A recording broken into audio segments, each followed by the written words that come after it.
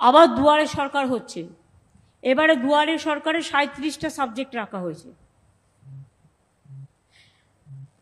24 তারিখ থেকে জানুয়ারি মাসের 1 ফেব্রুয়ারি পর্যন্ত দুয়ারে সরকার হবে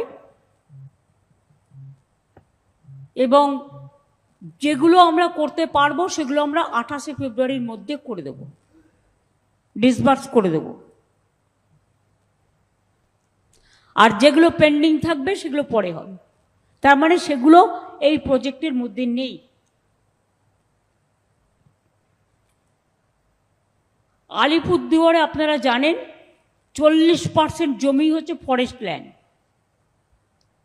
আর 20% হচ্ছে চা বাগানের জমি। 60% জমি ফরেস্ট ল্যান্ড এবং চা বাগানের মধ্যে পড়ে যাচ্ছে। তার মধ্যেও